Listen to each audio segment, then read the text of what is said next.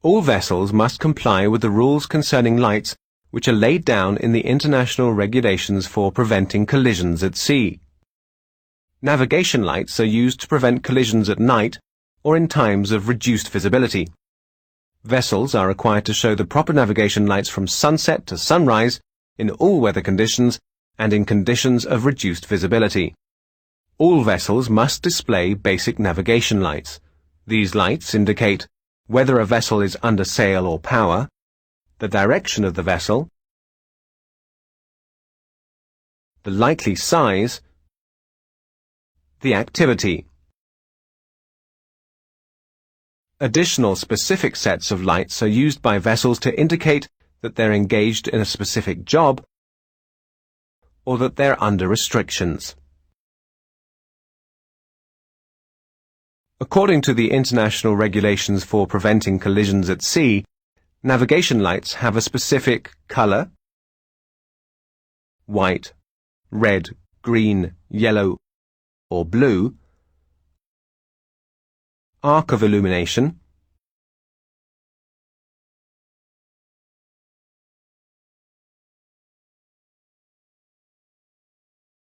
range of visibility,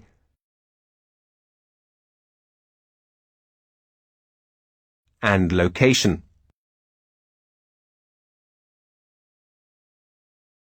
The basic navigation lights are: the masthead light is a white light placed over the fore and after center line of the vessel and that's visible over a 225-degree arc. From dead ahead to 22.5 degrees abaft behind the beam on both sides of the vessel.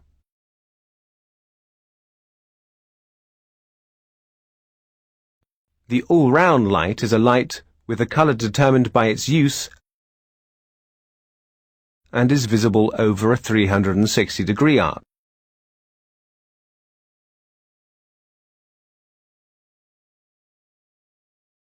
The side lights are colored lights, red on the port side and green on the starboard side of the boat, and are visible over a 112.5-degree arc from dead ahead to 22.5 degrees abaft the beam on each side.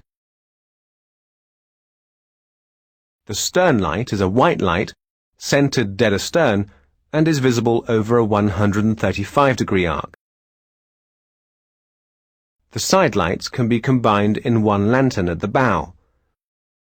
The side lights can be combined with the stern light in a tricolor light at the masthead. The towing light is a yellow light and is used in a towing operation. Centered on dead astern vertically above the stern light and is visible over a 135-degree arc. The flashing light is a yellow or blue flashing light with a minimum 120 flashes per minute and is visible over a 360-degree arc. Non-powered vessels under 7 meters. Vessels not under power, such as rowing boats, canoes, and sailing boats under 7 meters 23 feet in length, may use a torch for navigation. The light does not have to be turned on at all times, but should be turned on in time to avoid a collision. When under power and the speed is less than 7 knots, these vessels shall exhibit a fixed all-round white light with visibility of 2 nautical miles, also side lights with a visibility of 1 nautical mile. Vessels under 12 meters, 39 feet. Sailing vessels. A sailing boat under sail and under 12 meters, 39 feet, shall exhibit separate side lights or a single bicolor light, visibility of 1 nautical mile, a stern light, visibility of 2 nautical miles. The side lights and the stern light may be combined in a tricolor light placed at the masthead. Motorboats. A motorboat under 12 meters, 39 feet, shall exhibit a masthead light with visibility of 2 nautical miles, placed at least 1 meter over the side lights, separate sidelights or a single bicolor light with visibility of 1 nautical mile, a stern light with visibility of 2 nautical miles. The masthead light and the stern light may be replaced with an all-round white light with a visibility of 2 nautical miles. Vessels under 20 meters, 65 feet. Sailing boats. A sailing boat under sail and under 25 meters, 65 feet, shall exhibit separate sidelights or single bicolor light with visibility of 2 nautical miles, a stern light with visibility of 2 nautical miles. The sidelights and the stern light may be combined in a tricolor light placed at the masthead.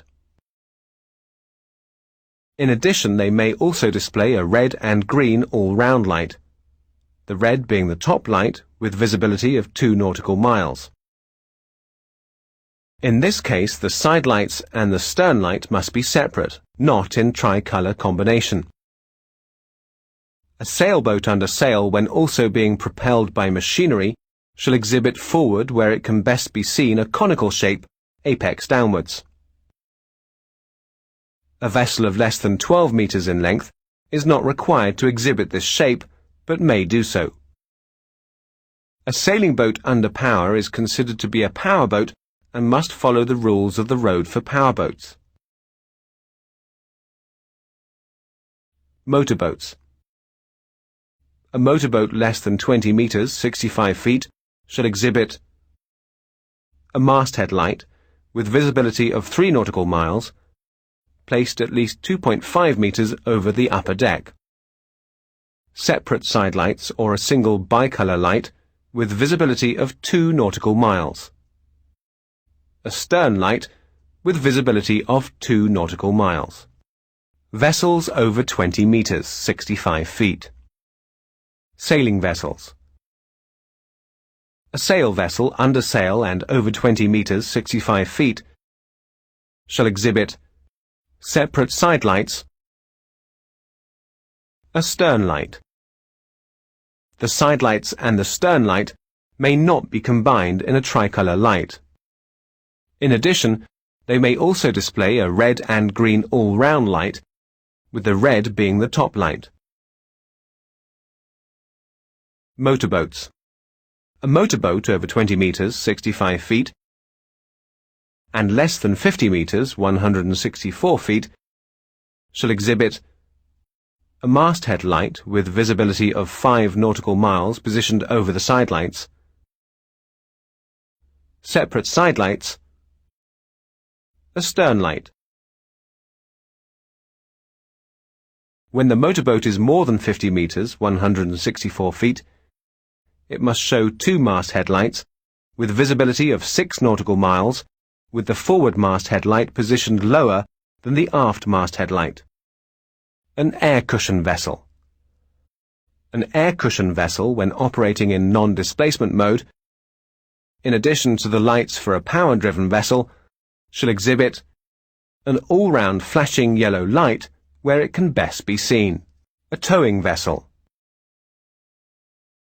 A towing vessel, when towing, shall exhibit 2 masthead lights in a vertical line. When the length of the tow measured from the stern of the towing vessel to the aft end of the tow exceeds 200 meters, 3 such lights in a vertical line. Separate sidelights, a stern light, a towing yellow light in a vertical line above the stern light, a diamond shape where it can be best seen, a vessel or object being towed shall exhibit separate sidelights, a stern light. When the length of the tow exceeds 200 meters, a diamond shape where it can be best seen. A vessel engaged in fishing with drift nets. A vessel engaged in fishing with drift nets shall exhibit 2 all-round lights in a vertical line, the upper being red and the lower white, In the daytime, a shape consisting of two cones with their apexes together in a vertical line one above the other. When there is outlying gear extending more than 150 meters horizontally from the vessel, an all-round white light. In the daytime, a cone apex upwards in the direction of the gear. When making way through the water, in addition, side lights and a stern light. A fishing vessel engaged in trawling. A fishing vessel engaged in trawling shall exhibit two all-round lights in a vertical line, the upper being green and the lower white. In the daytime, a shape consisting of two cones with their apexes together in a vertical line one above the other. A masthead light abaft of and higher than the all-round green light. A vessel of less than 50 meters in length shall not be obliged to exhibit such a light, but may do so. When making way through the water, in addition, side lights and a stern light. A vessel not under command. A vessel not under command shall exhibit two all-round red lights in a vertical line where they can best be seen. By day, two black balls or similar shapes in a vertical line where they can best be seen. When making way through the water, in addition, side lights and a stern light. A vessel restricted in her ability to maneuver.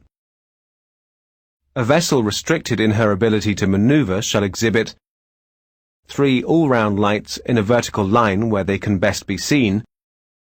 The highest and lowest of these lights shall be red, and the middle light shall be white. By day, three shapes in a vertical line where they can best be seen. The highest and lowest of these shapes shall be balls, and the middle one a diamond. When making way through the water, in addition, a masthead light or lights, side lights, and a stern light. A vessel engaged in dredging or underwater operations when restricted in her ability to maneuver shall exhibit the above lights and shapes. When an obstruction exists, in addition, shall exhibit two all-round red lights, and by day two balls in a vertical line to indicate the side on which the obstruction exists. Two all-round green lights, and by day two diamonds in a vertical line to indicate the side on which another vessel may pass.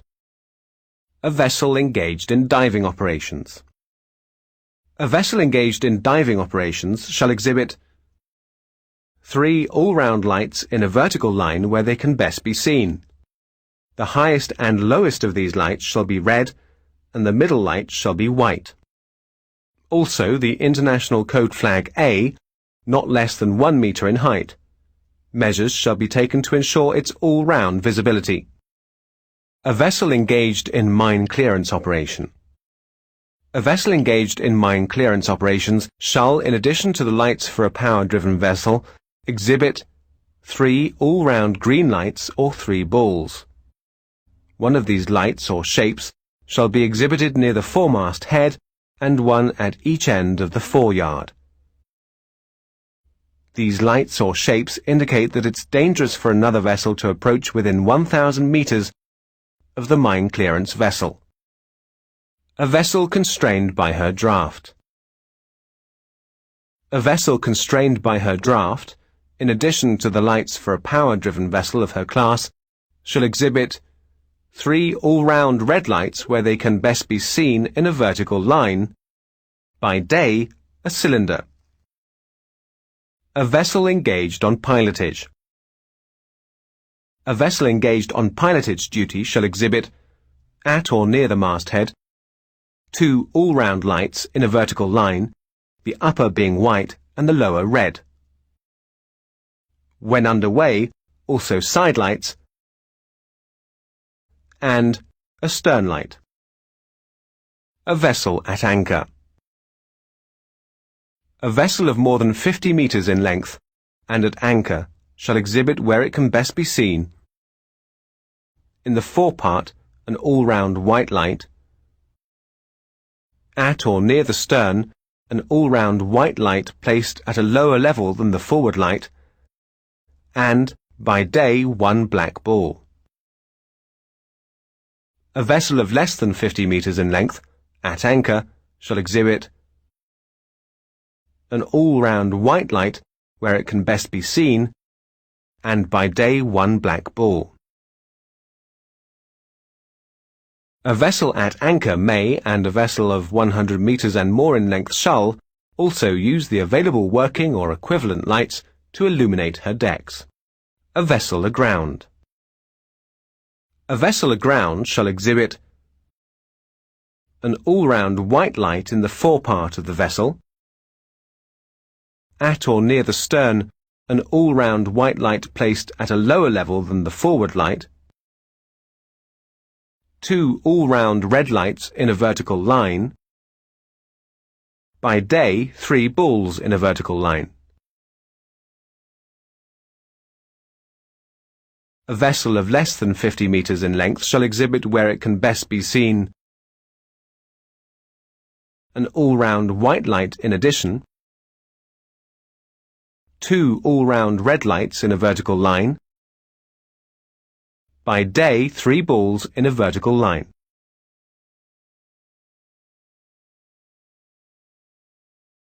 The primary cause of restricted visibility is fog, heavy rain, or very rough seas. Haze or snow can also cause visibility to be restricted. Sailing in restricted visibility presents hazards, such as collision with another vessel or object, and navigational errors, such as getting off course and running aground. Fog is quite difficult to predict and is likely to take you by surprise. Still, there are some warning signs that can help you to predict fog is coming. For example, a fog bank on the horizon, cold and moist air, general mistiness and progressively reduced visibility as the fog approaches,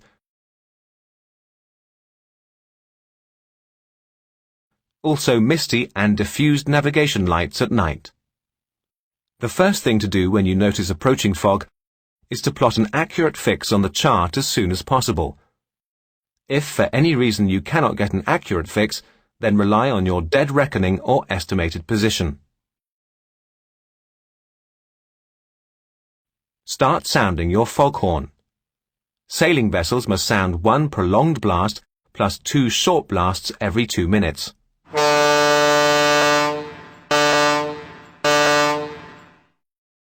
Turn on your navigation lights. Rig up the radar reflector as high as possible if one is not permanently fitted. Remember, the big ships are more likely to maintain their speed, relying on their radar to detect other ships. If the sea is rough, they probably won't detect you, since the echoes from the waves cover the small echo from your sailing boat. Make sure that all crew wear their life jackets and that the life raft is clear and ready to use. In addition, have some red and white flares handy. Other steps to be taken in restricted visibility are: post a lookout for lights and signals of other vessels well forward, away from the noise of the engine. If the boat is fitted with radar, turn it on as soon as the visibility is reduced, and place a crew member with radar experience to monitor it. If the engine is not running, then start and warm it up to ensure that it will start instantly in case of emergency. If you have a GPS, use the data and plot an accurate fix on the chart. However, always check this data against other sources, such as radar, LORAN, or depth recorder. You may have to reduce your speed, but always keep steerage way on your boat. If you're in a busy shipping lane, mark your exact position, if possible, on the chart. Note the positions and courses of other vessels. Alter your course immediately to get clear of the lane and other ships as soon as you can, sailing to more shallow waters. Use your engine if necessary. When you navigate near the coast, pay attention to the sound signals emitted from the buoys and lighthouses. The type of signals they emit is marked on the chart, or you can find them in the relevant pilot books. When you're using the engine during fog, shut it down at regular intervals and listen for sound signals either from vessels or buoys and lighthouses.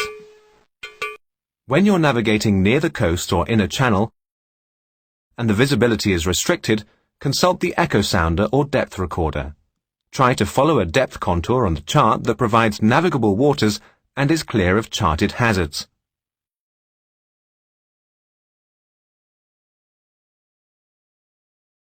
Approaching a harbour in restricted visibility, use your echo sounder and make a note of the depth contours as you cross them. That will provide you with a position line.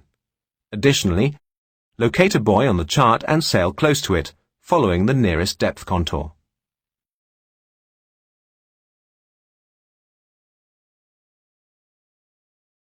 Here are the sound signal rules to be followed by vessels in restricted visibility. A power-driven vessel underway must sound one prolonged blast every 2 minutes.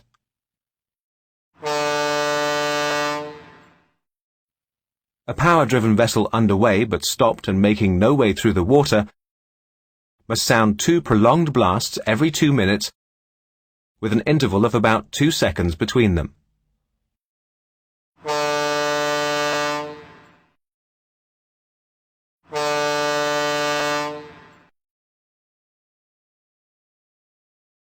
A vessel not under command, a vessel restricted in her ability to maneuver, whether underway or at anchor, a vessel constrained by her draft, a sailing vessel, a vessel engaged in fishing, whether underway or at anchor, or a vessel engaged in towing or pushing another vessel, must sound one prolonged blast plus 2 short blasts every 2 minutes.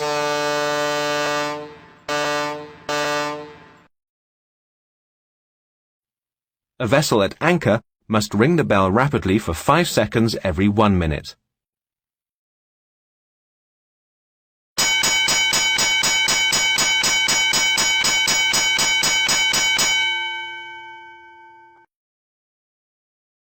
A vessel at anchor of 100 meters or more in length is required to ring the bell rapidly for 5 seconds every 1 minute and immediately after the ringing of the bell to sound the gong for 5 seconds in the aft part of the vessel.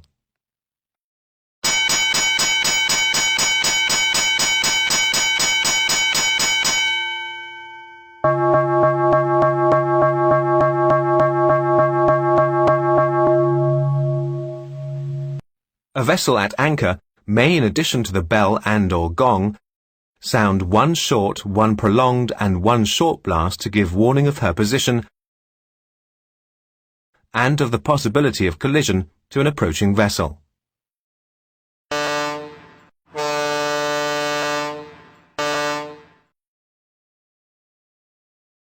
A vessel aground must ring the bell and, if required, sound the gong, and in addition must ring 3 separate and distinct strokes on the bell immediately before and after the rapid ringing of the bell.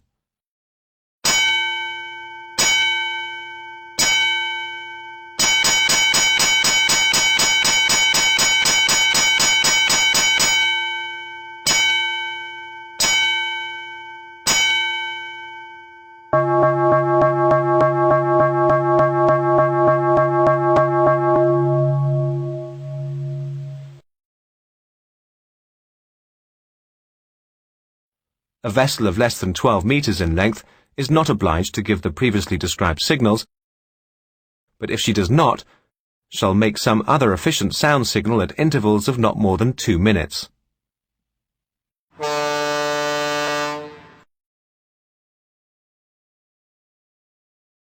A pilot vessel, when engaged on pilotage duty, shall, in addition to the signals prescribed for power-driven vessels, sound an identity signal consisting of 4 short blasts.